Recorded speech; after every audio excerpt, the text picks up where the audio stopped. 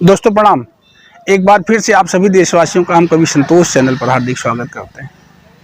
दोस्तों ये बड़ा ही सवाल आता है मन में। यूट्यूब की दुनिया में मैंने देखा कि छोटे बड़े कलाकार से लेकर के बड़े बड़े लोगों ने यूट्यूब का इस्तेमाल करना शुरू कर दिया, यूट्यूब को चलाना शुरू कर दिया। सहज ये मेरे लिए नहीं, अभी तो पूरे देश के लिए खुशी की बात है जब देश का प्रधानमंत्री ये कहता हो कि आप मेरे चैनल को सब्सक्राइब करो, लाइक करो, कमेंट करो, शेयर करो, तो निश्चित रूप से एक बड़ा विजन खड़ा होता है देश के सामने। देश के बेरोजगार युवाओं के सामने एक बड़ी नसीहत निकल करके आती है कि आदरणीय मोदी जी की आवाज़ को सुनने और समझने के बाद जरूर यूट्यूब पर जाना चाहिए, सुनना समझना चाहिए आखिर है क्या चीज़।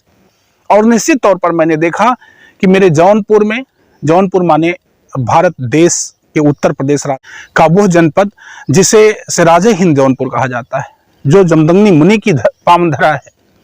ये परशुराम की जन्मस्थली है, जन्मभूमि है जौनपुर। और बाद में मुगलों ने इसे जूना खान के नाम पर जौनपुर कर दिया था। मैं इस जनपद से बोल रहा हूँ, जौनपुर उत्तर प्रदेश से।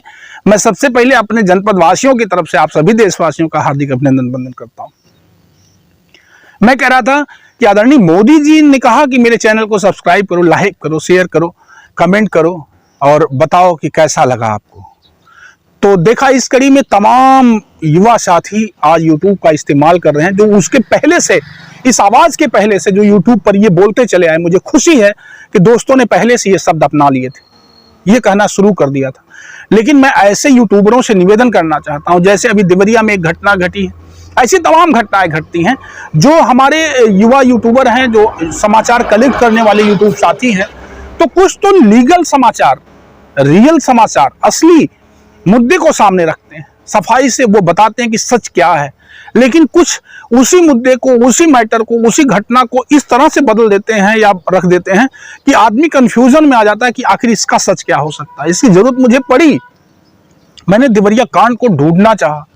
जब देवरिया कांड को मैंने ढूंढा तो देखा कि लोगों ने, तमाम तरह के लोगों ने मैटर को बदल बदल करके डाल दिया है।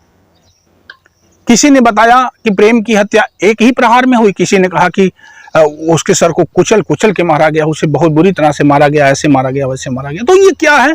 ये कहीं ना कहीं से सच तक ना पहुंच पाने का परिणाम है। जो भी हमारे यूट्यूबर साथी हैं वो सच तक नहीं पहुंच पा रहे हैं, और जब नहीं पहुंच पाते तो उसका परिणाम ऐसे आता है। मैं निवेदन के साथ आप लोगों से कहना चाहूंगा कि जो भी मेरे यूट्यूबर भैया लोग हैं, कृपया सच की तहलीज तक जाएं, सच के तह तक जाएं, सच्चाई क्या है उसको निकालें अगर आप समाचार कलेक्ट करते हैं तो।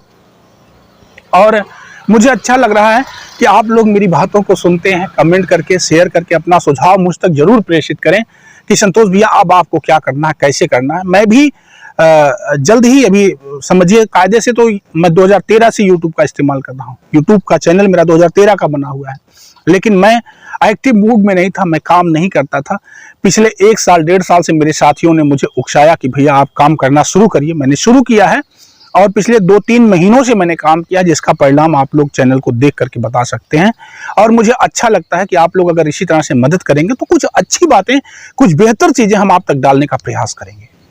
और आप सबका प्यार, दुलार, आशीर्वाद, सम्मान, जो कुछ भी मुझे यूट्यूब पर मिल रहा है, उसके लिए आपका यह संतोष कभी बहुत बहुत आभार व्यक्त करता है, बहुत बहुत ऋणी है।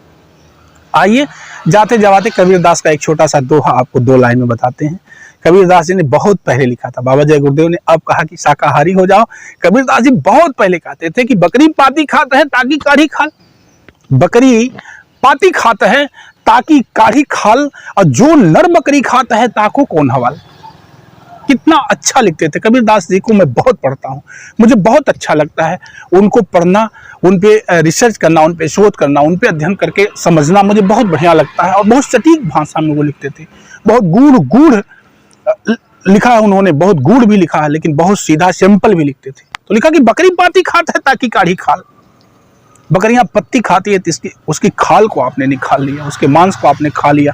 और जब आपने जो नर बकरी खाते, यानी जिसने बकरी को खा लिया, ताको कौन हवाल, वो निराकार परमात्मा जिसे आप मानते हो, वो आपके साथ कैसा व्यवहार करेगा, क्या सोचेगा आपके लिए।